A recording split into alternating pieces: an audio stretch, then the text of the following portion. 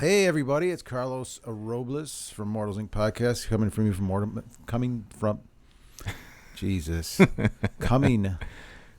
the Mortals Inc. studio here in Rocky River, Ohio. And as always, I have Nate Elwood with me. Greetings. This is our second podcast this week, so we're pretty excited about that. It's a busy week, that's why. I know. Yeah. It's been kind of crazy. We are in Ohio, so we were under the our county, we're in Cuyahoga County, so we're already under the mask mandate or the social distancing, which I'm still in the corner. Nate has his mask, and Josh call it what it is, the common sense. Yeah, common sense. Wash your hands. Yeah. Every 100 years it comes. So, but yeah, we got that going on. But today we're going to be talking about the new box set, Indomitus. It's not so much the box set, it's the new rules, but I think specifically, I'm sure everybody's done the rules to death, but yes, I think Nate wanted to talk about the Crusade portion of it. Yes, the narrative. Yeah, so that would be cool. So before we get to there, there's one thing I want to show that we just got in. Oh, you got anything new, Nate? Nothing. Since Tuesday. So no. Tuesday, yeah, I know. It's like so crazy. But we did get some new stuff at the store. We got some stocks on what are those deep cut miniatures, 40K. There's some new stuff. It's not new, but we just got it in from our distributor. Some skeletal dragons. There's some cool stuff, but restock. Man, that is the word I'm looking for. And the shelves are stocked, so we're getting a lot of stuff in. And actually, everybody's making sales. We're actually doing pretty good. We got a lot of walk-in customers. We got online sales we're doing with the TCG player with the cards. We've modified that a little bit, and hopefully trying to straighten that out. That's not even straighten out, just get it moving real good. And I can't think of anything, but the one thing that we did get I thought were cool with these Warlock tiles, and Nate was talking about them, but if Nate wants to hold up the main box, they come in big box sets. Yes, they do. So what they are is interchangeable tiles that you can build a whole dungeon, or they have dungeon, they have bars, they have scenery, they have doors, windows. Let's see here. This box set has like 26 2-inch by 2-inch dual-sided tiles. So you have like wood or stone or anything like that. I mean, it's $100, and you get this big box set with 26 2x2s, 2 4x4s, 2 2x8s, 18 a lot of straight stone wall. I mean, there's a lot in this. It's all pre-painted, and it's not like it's not like museum quality, but it's nicely pre-painted, and it's durable, so you can use it. But it also comes with a lot of clips where you can. Yes. Yeah, it comes with these clips where you can lock them in, so you can actually build your dungeon. It's not just kind of like hovering there waiting for somebody to bump it. It's a solid one push of the table, and it's a solid piece. And what Nate described it as was affordable Dwarven Forge. Yes, which I'm not ragging on Dwarven Forge. No, they beautiful make a great stuff. product. Yeah, it's a great product. It's just. It's an investment. It's do I get a car or do I get Dwarven Forge?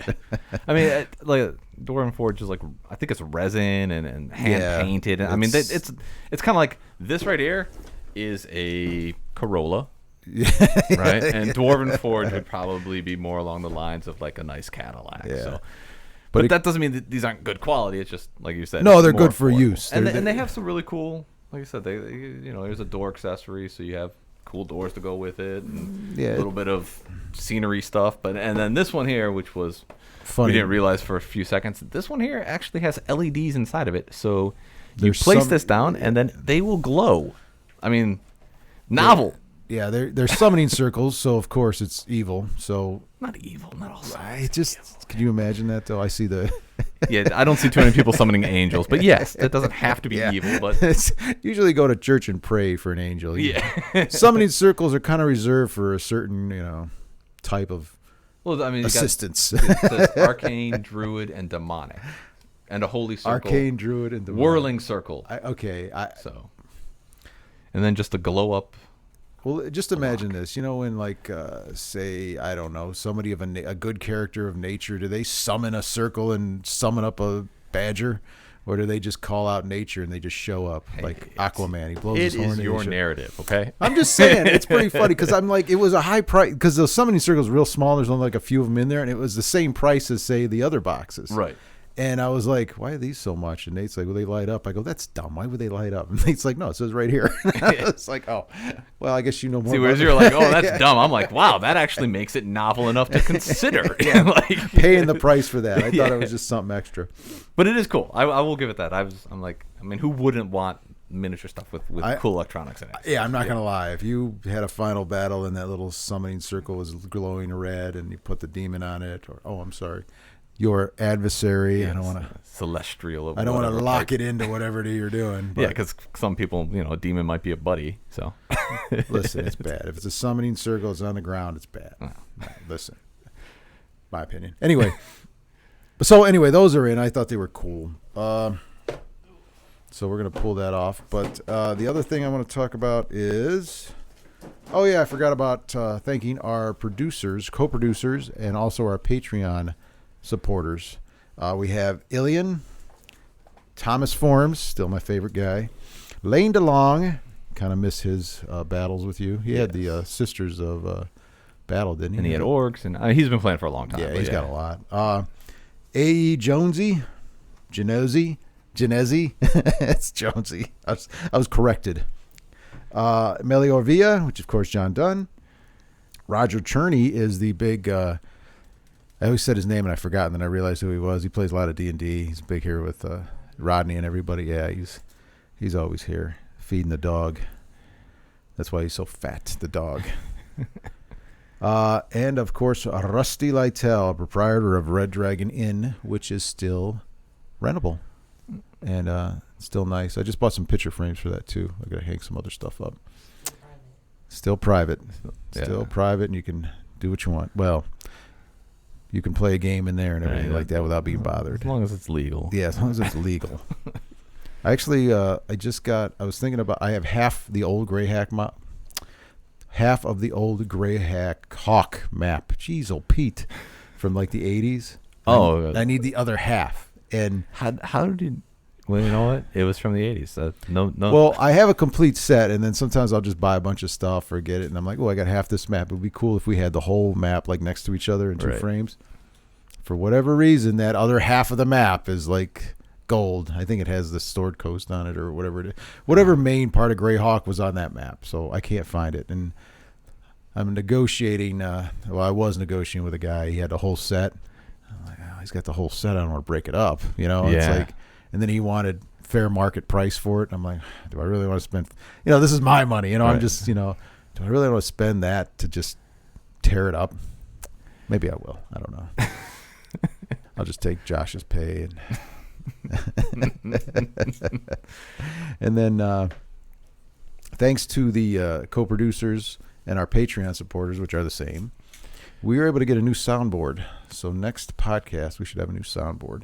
So this horrible breathing in noise you hear sometimes on the podcast. Yes. Well, Josh says it will be better. We will have a mic and able to, so that way when Josh talks, you can hear him better. You'll be able to take phone calls, right? We probably might come up with a number, and if we want to interview somebody or talk to somebody else, or live Q&A if possible. Yeah, live Q&A, and we do all sorts of crazy stuff. It was not cheap. I did not know soundboards were that much. And then when Josh showed me pictures or prices for new cameras, I almost lost my mind. So technology. I know, because apparently, COVID. All right, so let's get going. Nate, we're going to take it from. Here's the new Indomitus box set. I don't know if you saw it. If you haven't, there's the beautiful front, and of course, the back showing all of the new sculpts that they did for those Space are all, Marines. Those are all brand new. Sculpts, yeah. This is something a little new with 40K in general. Normally they'll do a couple of new sculpts and then throw some old stuff. This, they're just like, we'll just do everything new. So it's nice. And then go over the box. And I know Saturday. This is going to release Saturday, not today. Saturday.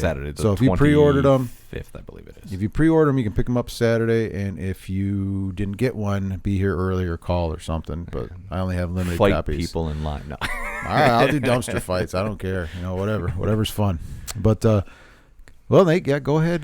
Give us a rundown. Right.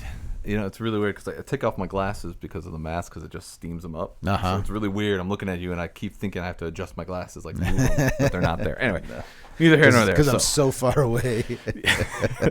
So Warhammer 40K. We'll call it 9th edition or new edition, whatever you want to call it. But it's Heresy. It's the new edition. And like we stated before, most of the new rules, which reading them, I haven't been able to play a game yet, obviously. But reading the new rules on paper, I see where they're going with it. I like what they've done with it. I'll hint on a couple of them.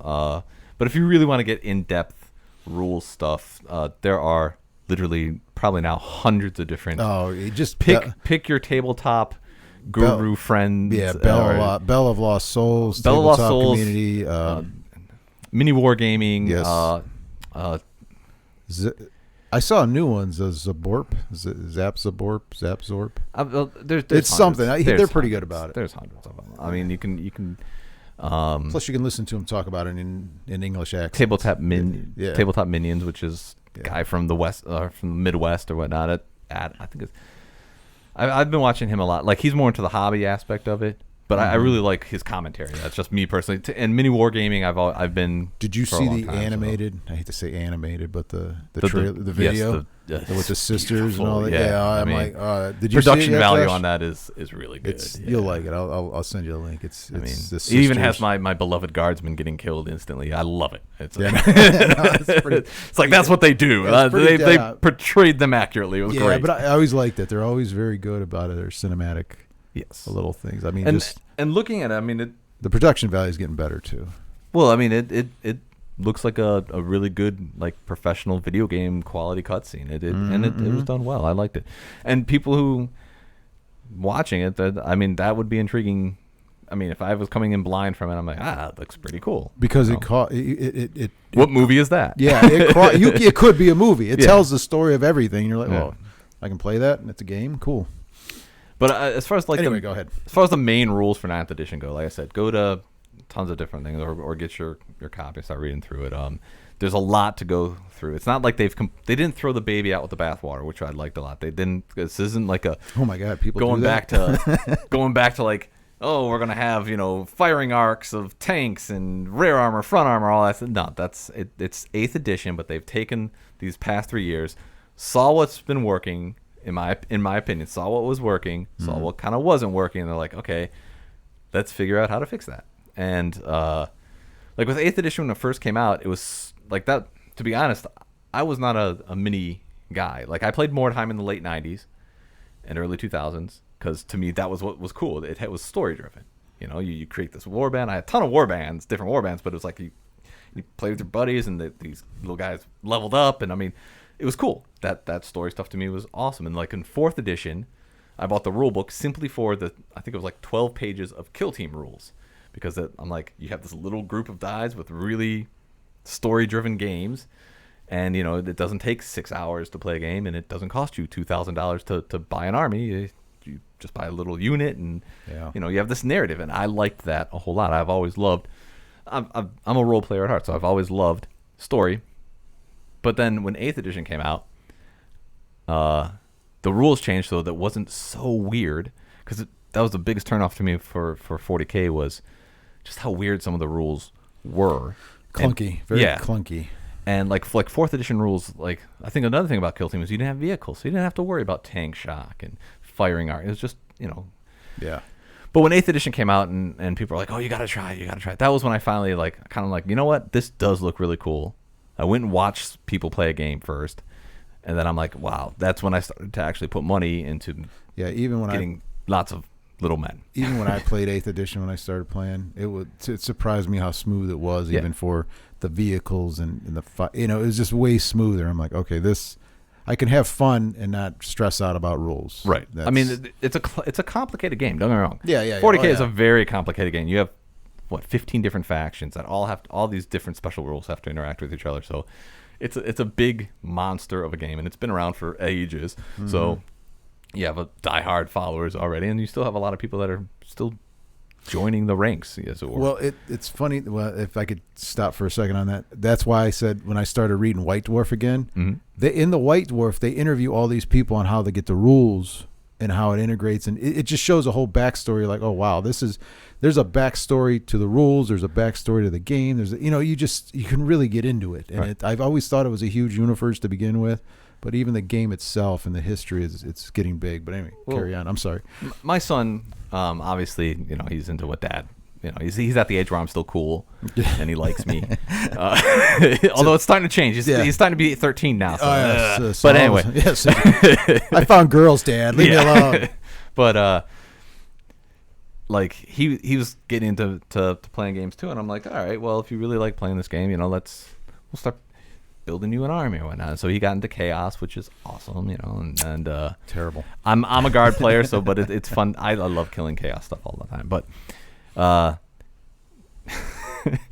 He didn't realize like the story takes place in our own Milky Way. Like it's the story of Earth in the 40,000 years into the future. It like blew his mind. It's like, wait, this happens. He thought it was just like some generic space, and I'm like, no, it's the Milky Way. Like Terra is Earth, and Mars is literally Mars, and so I mean that. And so he started to read the actual fluff of the game, which again is the first thing. When I first opened the Indomitus book, that's what I went to first. Was like, all right, let's see what they've updated with the fluff. It goes through the typical what you've had for the past 30 years. And as far as like update go, not much really. I mean, it's beautiful. The book itself is beautiful. I mean, GW, they're a big corporation, and they know how to put money where it's needed. And one of it is layout of a book, and artwork and all that. I mean, it's a beautiful book that you can tell they've dotted the I's and crossed the T's and everything. And I will say the layout of this book is even better than previous editions. The rules section went from, I think it was like 16 pages in 8th edition. They're like, how do we make this simple? And now they're like, okay, we made it a little too simple. Like there's stuff that isn't jiving right. So we're going to go back through it. And the actual rules section of the book is laid out in such a way that each phase has, it's not like a bunch of different paragraphs right on top of each other. It's like, here, this rule for movement, it's a whole page, and then they put bullet points, which is fan-freaking-tastic. So now you will not be reading a paragraph to get to the one bit of information you want to see. Oh, okay. You go right to the bullet, and you're just like, boom, that's my information. To be honest, I'm like, man, how come they didn't think of this before? Like, this is great. So I really do love the bullet points for all of it. It takes the most pertinent information, throws it at an easy access that you can just flip to a page. There it is. I love it. Nice. Kudos, G-Dub.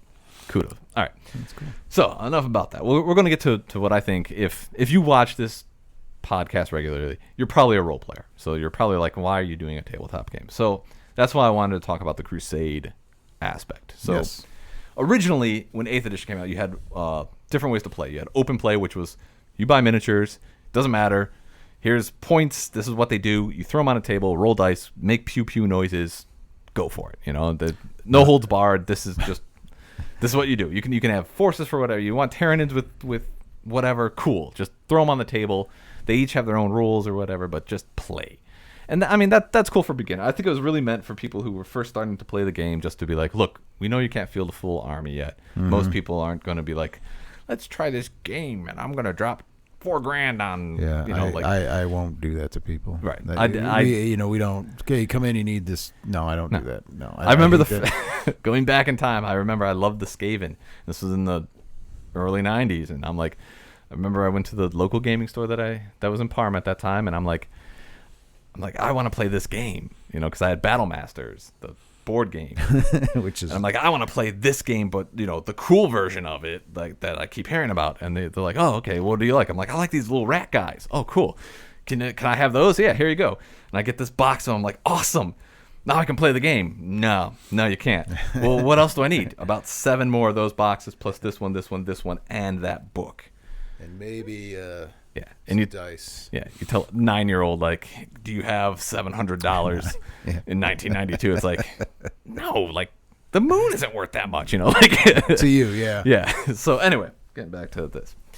That was what open play was. Here, we're going to here's the rules to play the game. Use whatever models you want and roll dice, have fun. Then you had match play, which was, this is the very, very balanced way to play the game. We're going to use points instead of what they call power level, and your war gear is going to cost, and each model cost. And that's the number crunchers play. That is the most balanced. That is tournament play, in my opinion. I mean, you can use match play for anything, even just fun games, but it really is. This is going to balance the game out so that it's going to be general against general. Like two people across the table trying to use strategy to outdo it, or one person is really good at math, the other one is not as good at math. So they take different units that aren't as optimal. You know, it was the min-max tournament type of mentality, which is fun too. Don't get me wrong. If you want to play that, it's fun. God bless you. Yeah, you know, I mean, I've been in plenty of tournaments, mostly local tournaments. I shouldn't say mostly, only local tournaments. I haven't been to like, I'm going to travel out of state to play this game. Like, I haven't done Lord, that. I'd lose my mind if I did something like that. Well, I mean, unless you consider like Gen Con or Origins, like, I traveled 2 hours down to Columbus and I happened to play one game or something. It wasn't, but I wasn't like, I'm going to the Las Vegas Open, or I'm going to these grand tournaments like that type of like really, really intense gaming. That's not me. Yeah. But you know what? I'll still listen to the guys who are good at that, and I enjoy tournament play. It is fun to have a little bit of skin in the game, where even if it's only a $10 gift card to where you're at, it's like still fun. Like I get to play all day. I mean, that's at my age, it's really nice to just be like, I'm gonna have 3 games in one day. Awesome. Like I don't have to worry about anything except pushing little men around. This is great. Anyway, so getting back to the third way in 8th edition was narrative play. And narrative play was really, here's a story. It's more driven by story. It's going to be, to break it down, it's going to be a lopsided game. You're going to have like some kind of story mission where one person's going to be, normally it's an attacker and defender. We have different stratagems, different battles that are in the main rule book. And it's more about the story than it is about, so it gave you story with your strategy, pretty much. Mm-hmm. And I always loved that. I like that a lot. I like narrative play a lot. I would normally mix and match, do a match play where we had, we're going to play points, but we're going to have the story to it. And even regular games, I always liked, and even in my mind, even if my opponent wasn't down with story, I was always like, why would these two things be fighting or something like that. That's how I think. Yeah, you always have to. You have to make it fun for you. And I like playing fluffy armies or armies that aren't maximized to the optimal. Yeah. Like I'll throw in units that people are like, why are you like that unit sucks. I'm like, yeah, but it's so cool. Like, not to me. Yeah, this is Inquisitors, man. They're useless. No. Inquisitors are awesome because I read books and stuff. You have this huge backstory and all this. They make all the miniatures different. There's a point. If you're just going to play numbers, you might as well just have pieces and colors. Like this is a blue one, this is a red one. And well, part of the thing with the that's new just edition me. is once again, my opinion. Right, and you have people who like the game because of the fluff, who just like reading the books. They don't care about the tabletop aspect of it all. Yeah, I love the fluff. It's such a good. Then you have people who are like, I really like the hobby. I like to create miniatures and paint them and stuff like that. You have people who are way more into that than the game. But even that's fluff because you have to have they'll come up with a reason why it's this. It'll tell a story on a base. Yeah. I like doing that too. Not so much painting so much. I'm not a huge I'm painter. kind of like I like painting. I grew up a painter and I fit into the mold of I like playing the game. I like putting the models on the table and I just lose a lot. But that's okay. So with narrative play, it was kind of like I said, it was a combination of story with your strategy. Then, as the Chapter Approves came out for 8th edition, they started to introduce other stuff for narrative play, including more missions and then like battle honors, where they gave this idea like, hey, you take these units and as they play linked games together, they gain experience, and that experience you can use to improve them in one way or another, give them buffs or different weapons, like or statistical stuff that actually does stuff in the game. And I'm like, that's awesome. You get experience points and you get these things. You can really create more of a story form and everything. Like to me, that was awesome. Or heroes and that you can choose aspects from, and they get to do so. So I mean, they threw this stuff in the Chapter Approved. It's just like, yeah, this is for narrative play. This is for like just the people who want to just play the game for fun and have a story behind it, stuff like that. Mm-hmm. But there was no overall, we're going to link all this together stuff. It was just, here's some rules here, here's some rules there, here's some stratagems here, here's some, stuff here. To use it if you like it, ignore it if you don't. We'll just throw it in out there. Do it. A lot of people that like myself, like, we'll just house rule it. So amongst my people I play with, we'll house rule this, see how it works, and trial and error. If that house rule isn't working, doesn't jibe well, then we'll change it on as we go along. And what Crusade does, though, is it takes all these concepts that they had before previously, and they're just like, look, we're going to give it an actual bubble to be in for a setting or for a mechanics wise. We're going to give you rules that the purpose of it is to have a story driven game where the units will start to gain experience, become better, and the force will grow as you're playing. And you know what? We'll put in different missions that are for specific story-driven ways of playing. And to me, it's kind of like they built a really good skeleton and tossed some meat on it in this main rulebook. They tossed enough meat on it that you're like, oh, this is really cool. And it's got a frame to it that on inspection, I'm like, you can't just kick it over. Like, it's not just like it only pertains for this one type of game or this one type of it. It's got enough sturdiness to it that you can, it's a solid frame that they throw a little bit of meat on, and I'm hoping they'll add more meat to it as the edition goes on. A lot of it, like just how do you get started? All that stuff. Like let's get to the meat of it. Where do you start? Start us off. So the first thing you do is you first decide a faction, just like with any other game or any other 40K game. What army are you going to play? What big factions? So you have like Imperium, Chaos, Space Elves, Tyranids, Orcs, Necrons, Tau. So you got a faction. You're like, okay, I'm going to play this faction for this Crusade. Now you're locked into that faction, but you're not locked into just one type. Like, I'm not just Imperial Guard. I probably will because I love Guard, but you can be like, I'm Imperial, so I can use anything really in my Crusade force that has that keyword. So Tau, same thing. Tyranids, Gene Stealer cults have Tyranids in it. Orcs are orcs. Yeah. But point is, it's much like any other game where you have to share that keyword, which makes sense. So you're not playing, hey, this is my Space Marines army. Oh, all of a sudden now they're heretics. And that makes sense because it's meant to be you get together with your friends or a gaming group and are like, we're going to start a Crusade. We're all going to start this off, and this is the force I'm starting with. This is the one you're starting with. What have you? All right, that makes sense. Then you have what's called the Order of Battle, and anybody who plays Kill Team, which I jumped on immediately when it came out with 8th, because for one, it is a really good game. This does not take the place of Kill Team, because Kill Team is meant for small skirmish, and they do a good job of it. I really like it, and it also has the cool advancing character stuff. Anyway, some of the concepts of Kill Team they've put into this, in my opinion, because they have what they call the Order of Battle. And if you play Kill Team, it's like your command roster. Basically, you start off with everybody who wants to start the Crusade will start off with 50, what's called the supply limit. What that means is the amount of power level that you can, the highest amount that you can have on your Order of Battle or command list of units that you can pick from to play in games. So everybody starts off at a baseline of 50. So however many units you want to cram in there, as long as they don't exceed that 50 in power level, you have. Now, once you put a unit in there, whatever war gear you gave them, whatever psychic powers you gave them, that's it. That's what they're going to have, unless, as you play, you spend what's called requisition points to change it. I'll get into the RQ points in a minute, but basically, once you put it on there, that's what they are. You don't have any warlord traits yet. You don't have any relics yet. You have to spend requisition points to get them.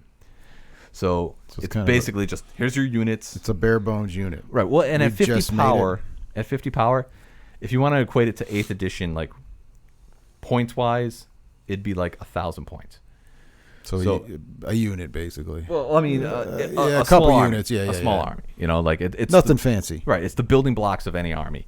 Is that first 1,000 points? I know the points are going to change. They don't have any point stuff in the rule book. So if you're looking for the points changes, that's going to be in 2 separate books. You have a mission pack, I think, and an index. It comes in one little pack. Okay, so it's going to be like, here's every army. This is because from what I've heard, everything's going up in points. So you're going to have a smaller battles in 40K 9th edition. Yeah. But anyway, getting back to the Crusade stuff. So you make your first part of this list, and you put down the units that you want, and you go and you give them a story, which I love. You just go through and to me, that's awesome. Like it's not just, platoon unit 1. Like this is Roger's bastards, Sergeant Roger and his bastards. Like that is really cool to me. And so you get all that down, and you get, in the very beginning, you get 5 requisition points, every person does, that they can then spend.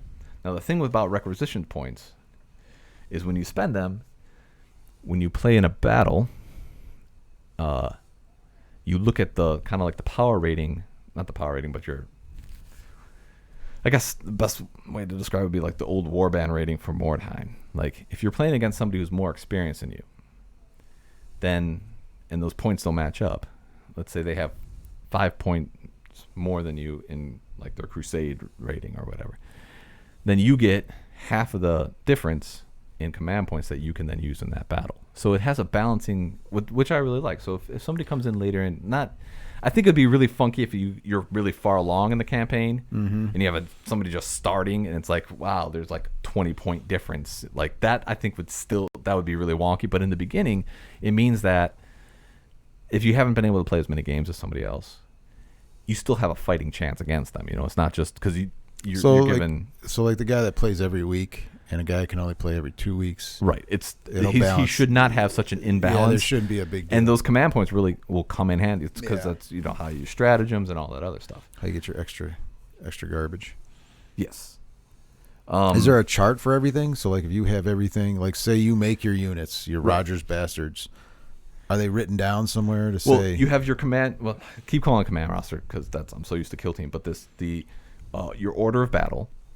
And then for each unit that you put on your order of battle, you will make, I want to get the terminology right because I want to call it a data card from Kill Team, but it is called a Crusade card. There you go. And in that Crusade card, it will give you, the unit size, what it's equipped with, but it also will have, like the card itself that you can photocopy, will have like how many battles it's in, how many units has it destroyed, what kind of experience has it gained, all of that stuff. It almost sounds a little like when you have a Blood Bowl team. Yes. Okay. You're keeping track of each individual unit.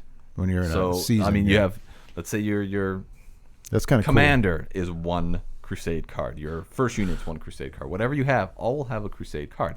The unit or the individual model? When I say unit, I have to go with guard because it's the most common thing that I use. But let's say I have a company commander. That's an HQ choice, and that's a single model, unit. But that is a unit. All right. At the same time, an infantry squad is 10 models, but that's a single unit. Got it. Or a tank or a transport is a unit. Mm-hmm. So you have a card for each one of those that you have on your order of battle. And this is where it takes more to bookkeep in this game than it would a normal 40K game. It's almost like role playing. Right. It's not, in my opinion, it's not so much that it's like people who are like, oh man, that's going to be just way too much keeping track of ticks and stuff. They do it in such a way that it is more complicated, but not so much more complicated that you're like, get put off to it.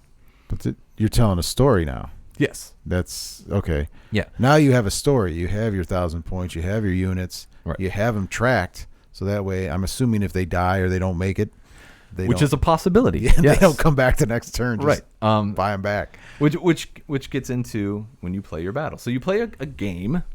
Anybody who's in the Crusade. First off, you come together and you're like, okay, let's play at whatever power I'll just say power level game. But I mean, they give special denotations to the amount of power level for the game that you're going to play, and they give it like you have a combat patrol, an incursion, strike force, or onslaught game, right? Yeah, just different types. And basically that's like a combat patrol is maximum power level is 25. All right, so just go 25. Right. So let's say we're going to play basic. It starts off at well, normally you're going to have an incursion. That's 50 power. That's what you start off with. We're going to play an incursion game. But as time goes on, when you after you get done playing the game, that's when the real bookkeeping really. During the game, each unit you'll have to keep track of how many units that destroyed because that helps them with their experience. Also, there's a really cool part of when you're playing the game itself. There's agendas that, depending on the size of the game, is how many you're allowed to pick from, and if you assign an agenda to one specific unit, and if that unit does what the agenda specifies during the game and survives, they get extra experience points. So objective would be the agenda. No, objective. So you're playing a game. you're always going to have objectives. You want to capture this, but the agenda is, let's say, purge characters. You got to kill at least one or two. For every character you kill, you get 2 experience points. So they have like a side quest, like a little side. Hey, our objective is to hold this. Yes. But this unit, if you're able to take out that tank, right, that would be great. Exactly. Okay, or see, that's cool already. And there's different types of like. It's a little. I had to think about it. I can see where the book. It's not all just killing stuff too. You have ones where it's like progressive as like morale boosting, or I don't want to get into all of them, but there's at least 2 or 3 that every faction, in my opinion, will play to their strengths, so that you can achieve these extra experience points. And you got, mind you can have your opponent be like, all right, well, this unit, let's say we've been playing for a while, this unit has a bunch of, it's already leveled up like once or twice.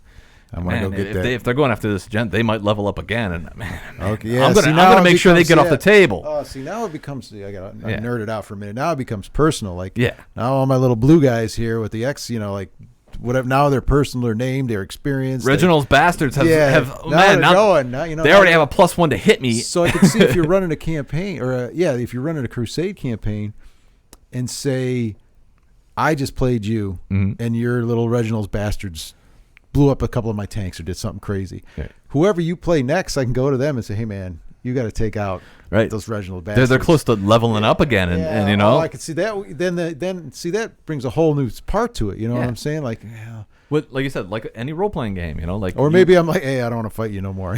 Let's form an allegiance here. For and that's what, and it's really meant to be played, as.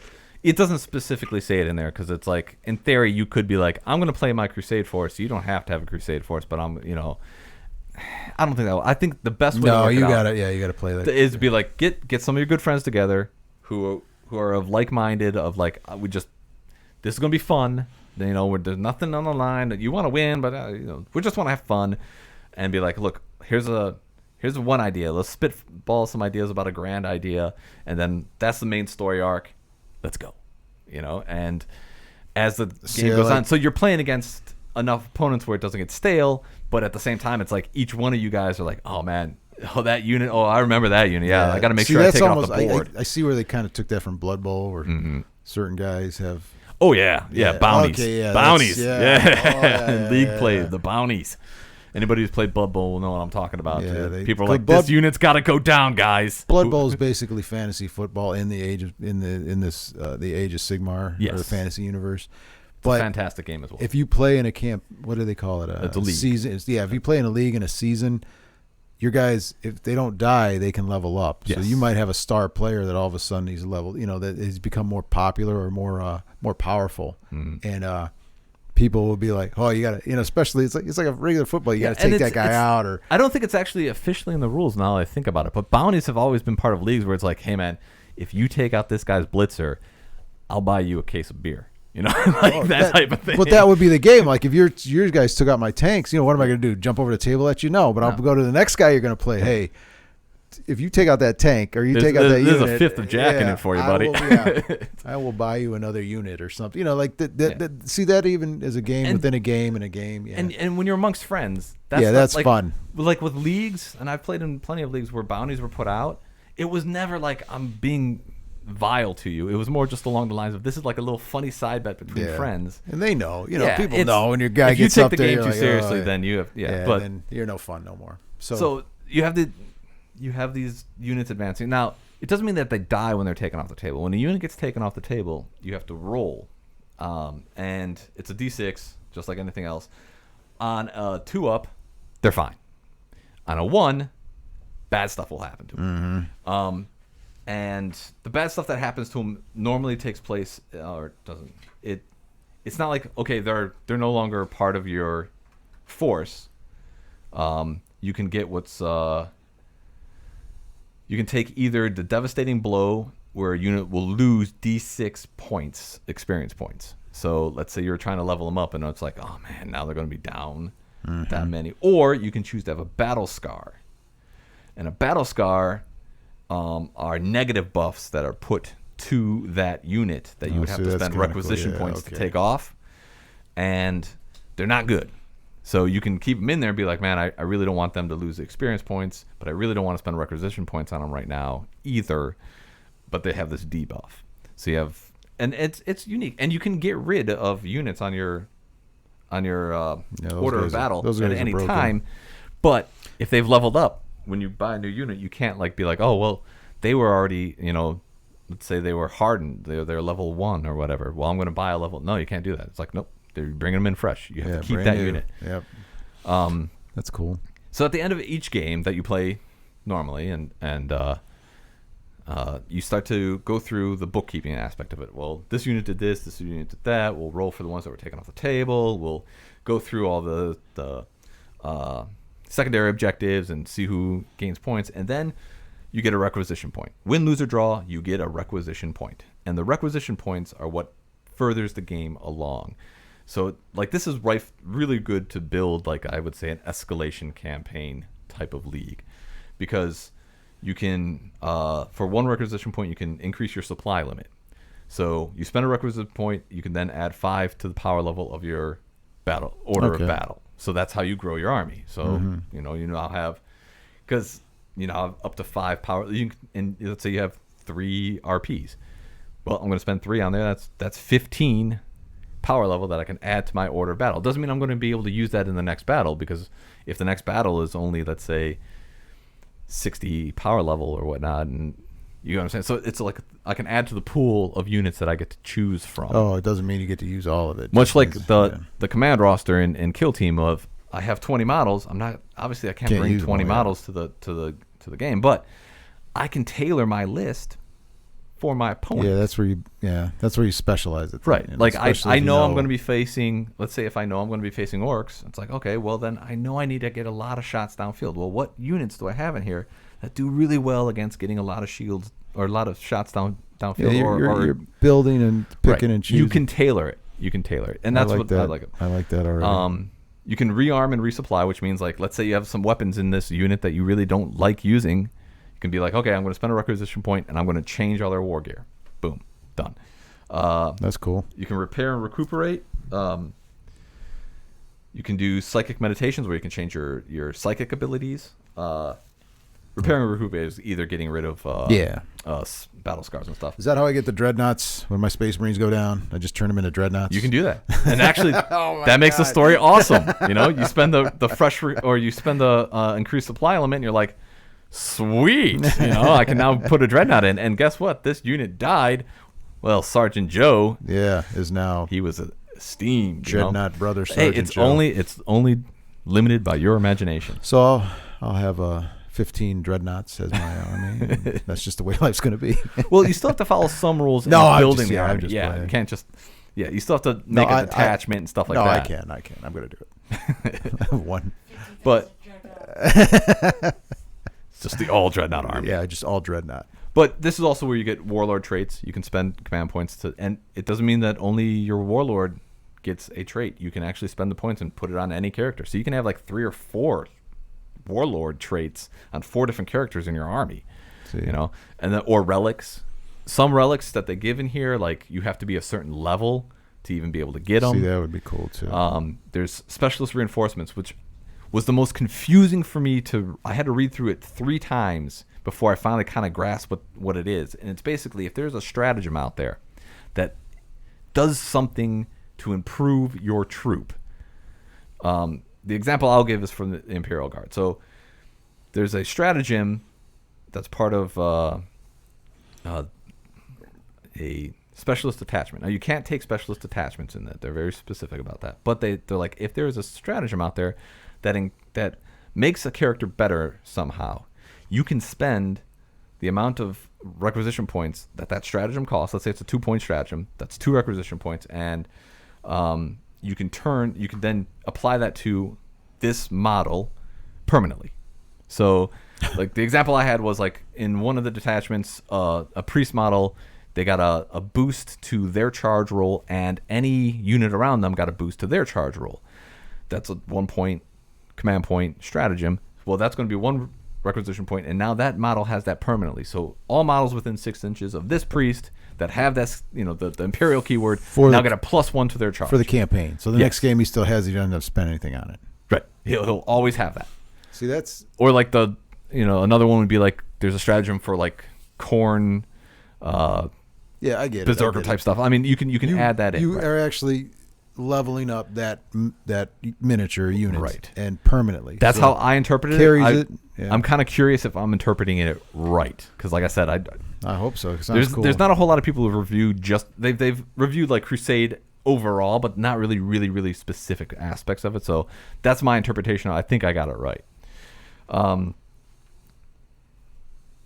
Experience points are also awarded at the end of the battle. So once you get to 5 experience points or 6 experience points, you then get a battle honor. So the battle honors range from weapon enhancements and different relics and psychic stuff, and depending on the unit as well. Like if it's a vehicle or monster, infantry, character, what have you. All of them are buffs in some way or another. Now, it's then you just roll a d6 and it's random what buff you get, but you get to choose the category of it, or you randomly roll for the category and randomly roll for the buff. They also say you could probably choose stuff. In my opinion, though, if you're playing with a bunch of friends, like people will be like, "Oh, you have your min-maxers out there. Like, what is the best one I will use?" I did have. I would always say just roll it out. And if it's something that's redundant, let's say like your unit already has like it gets to re-roll ones on something, and then you roll and it's like it gets to re-roll ones for the exact same thing. Be like, okay, re-roll random with a re-roll, right? But I like that a whole lot too, because that to me that's awesome. Excuse me. But each battle honor that they pick up raises their power level. Each relic they get raises their power level. Each requisition stuff. So let's say you have a power level 3 unit and it gets a battle honor. It's now a power level 4. So when you're making your next list, you can't just be like, it's not just like, oh, this is the same power level. So they get better as I go along. So, and then the other thing is to balance it out. Let's say I have a list where I put a bunch of experienced units. They fit the power level that we're playing at. You don't have nearly as many experienced units in it. So each unit will have this rating that they've upgraded with, and then I'll be like, I have a rating of 2, and oh, you have a rating of 7. Okay, so I get extra command points now. So it's like I said, it's a good frame. I see it, yeah, I could see where it okay, yeah, I could see where. Yeah. Okay. Yes. I'm sorry. I thought I was going to go. They try to make it so anybody can play it. Yes. Even that, and without with so much of an advantage, without the jumping in point can be anywhere. Like you said, I could see way down the line, but you could jump like 2-3 weeks in or something like that. You could still jump in and still have a chance. Right. And it's not like you're going to go anywhere. And I'm assuming nobody gets eliminated. No, I mean, it's set up just like any 40K. Like if you lose in 40K, it doesn't mean like, hey, let's burn your army now. No, like if you're playing a campaign, I think it's ambiguous enough.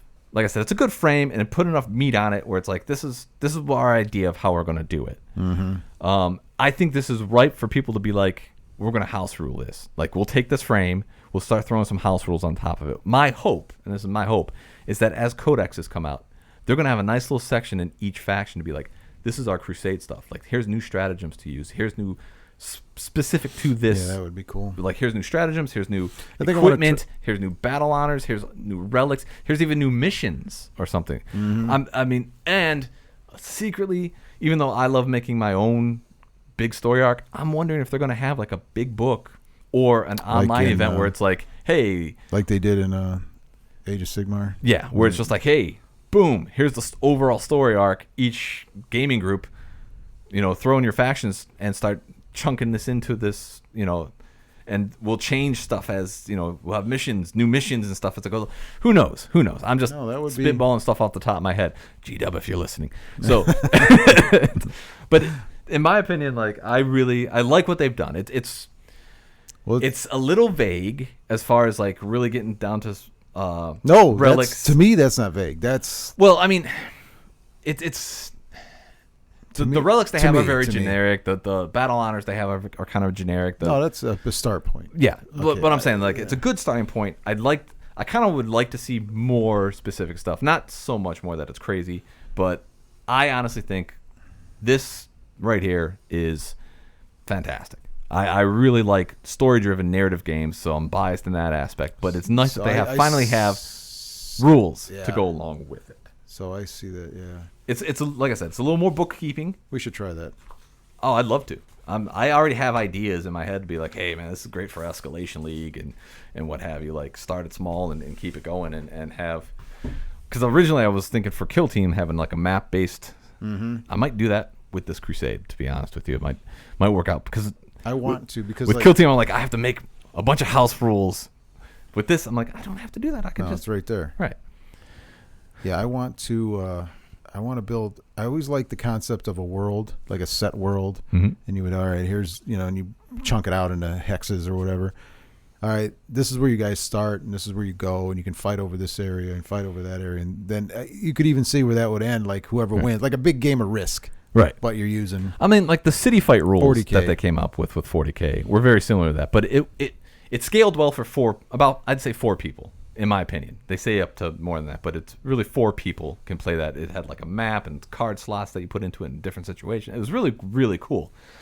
The Crusade is like you could still do more specific stuff that like I said, I think you get 6 people together for a Crusade where you're like, we're going to play a bunch of linked games and maybe even have some house rules of if this faction is doing better than this faction or what have you, like maybe something minor, but make it more interesting. I mean, it opened up my mind to a lot of new ideas about 40K as far as like, oh, okay, this is where they're going with their ideas. Okay, I can build off of that. I can throw in stuff instead of having to like come up with it yourself completely and you're like, I have no idea. This at least was play tested. So I like that Crusade idea. I like that to start out and you go slow, and we can probably get 4 or 6 guys together. Yeah.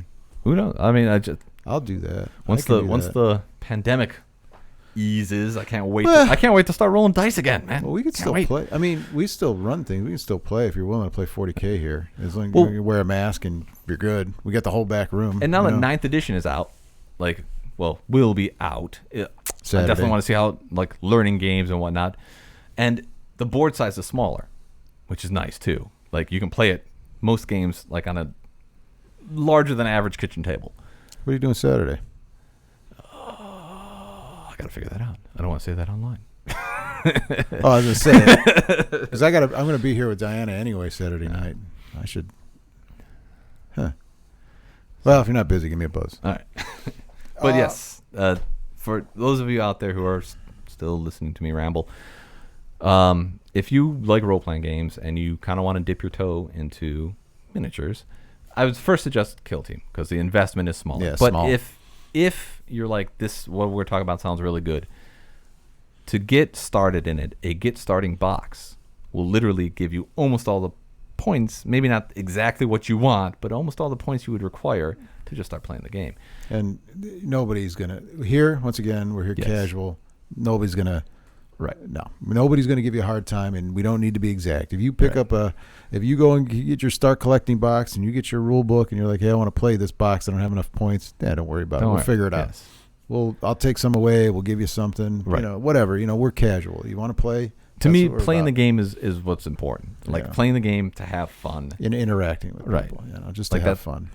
That's what I'm about. So, is that cover alternate cover? This was one from the Indomitus box, so I believe that's is the alternate different cover. Than the one that will come out of. I just got the other ones that I'm putting them in the system, but the other ones are different than that. That's going to be exclusive to the box sets. But I mean, as far as the rules sets go, I mean, it's a big boy. There's over 300 pages in here. There's a lot of new stuff that they put into 9th edition as far as rules go, how to even match play has changed, terrain has changed. We said, go Bellos, the other websites we mentioned. Go there, and they'll I'm sure they will pick those rules apart and tell you everything you need. But I was interested in that. When you told me about the Crusade, I got excited, so that's why we did this, to show that the role-playing aspect can be part the of storytelling is there. Yes. I love how they're just like, look, we know people like to storytell, so here's some rules. So now you have a reason to name your units and your guys, and you're not the weirdo that paints the name. Like people are like, why would you do that? Bob, one of 400. Yeah, it's like it's only one of 400 of that you got in your army. I'm like, yeah, but this is Captain Bob. Okay, he's been through a lot with me. See this Nick? I dropped him off the table twice. But all right, cool.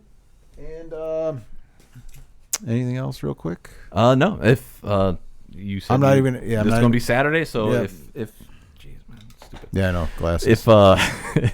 If you guys are looking to get the Indomitus box right away, or the new rules, because you said you have the rule books by themselves out. Yep, the rule books. I'm gonna have I have everything. I have the cases. There's a carrying case.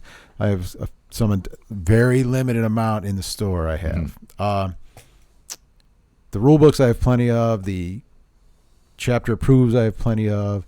I have some of the markers and whatever's coming out. I even have the new paints.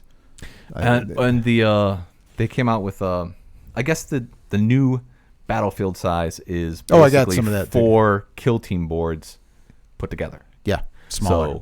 So it's going to be smaller, but you have. Oh, that's what those. Yeah, I got those battlefields. I was wondering what that was. I'm like, what is this? But instead of having a 6x4, it's a 4x4. It's not even that big. It's 4x3, 44 by math 60 or something. It's big enough. Yeah. So cool. All right, cool. So then, Saturday I'm going to be here anyway. I should see what. Now I want to play something. All right. So anyway, like I said, next podcast we're going to do Dragon Raid. Dragon RPG. Raid. Yeah. It's the Christian-based RPG. Yeah, which should be a lot of fun. To be honest, that's me just being like, I really want to see what. I'm just like, I got to see what these people do. It's been around a long time. Yeah, it's got a following. I was and everything. surprised. It's been around since 1984. It came out in 1984. I have the original box set. Now I just acquired, and the new box set because it's funny because I didn't think they were still in business, but they were. Yeah, and it's still kicking. So I contacted them, and I was able to get some stock in store, and we'll do it. I love that they still have a cassette tape in there. It's not in there actually. It's not. No, it says it is, but there is no cassette tape inside of there. It's actually they're like if you want to hear what was on the cassette tape, go to this website, which makes more sense because. I have the cassette tape. Oh, okay. You want to hear the cassette tape? Yeah, maybe. We're going to be weirdos, and we'll sit around like McCready from The Thing. And then, so anyway, we're going to be doing that. That should be a lot of fun. I'm sure I'll bring some other items I have to show probably how that developed.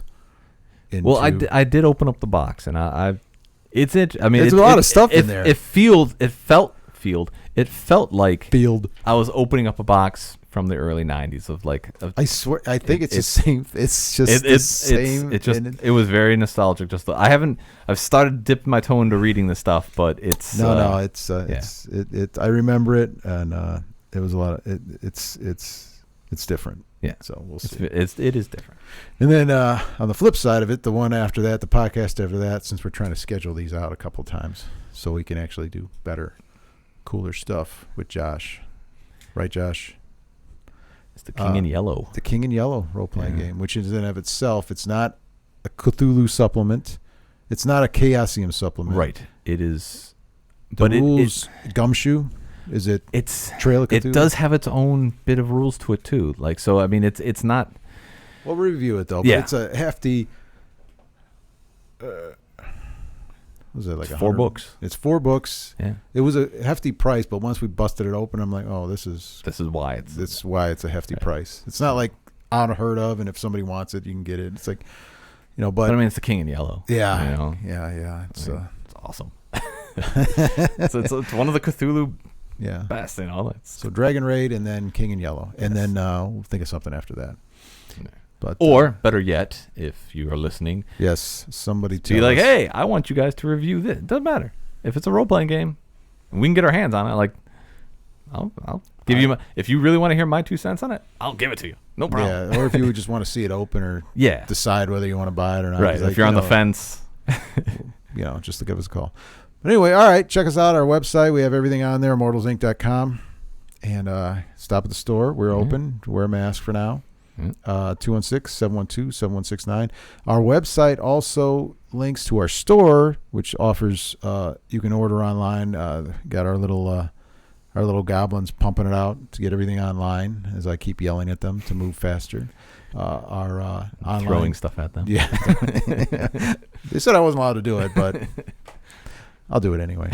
And get them moving. And our online site. If you go to our website, we were just talking about it. Go to our website, mortalsinc.com. You can get our podcast. You can get our online store. You can get our TCG online singles.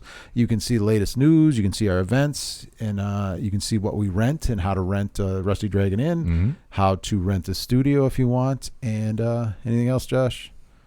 That's it. You can see Josh in all his glory. Stay safe out there and game. Everybody needs, especially now, and on game with people, whatever it may be. Yeah. Even if it's your family, just game online, whatever it is. Yeah. Break that stress, guys. Make sure you buy it here. No, I'm kidding. That'd be preferred, but prefer to buy it here. But yeah, I think cool.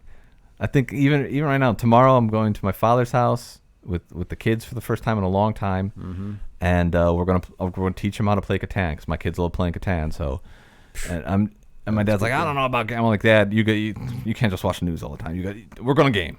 we're gonna play game. I didn't even watch the news, but I've been on I've had vacation from my regular job, and I haven't played one game yet. I played Call of Duty with Josh. That's my game. So that's why Mythical Odysseys that just came out. We're running that from kids. So it's. I do it. I am in Arkham Horror though now, the card game. You were talking about last time, and it does sound cool. Yeah, I'm going to play again this weekend. I'm looking forward to it. All right, Josh, just give me the signal. We got to wrap this up. So until next time, see you guys later. Bye.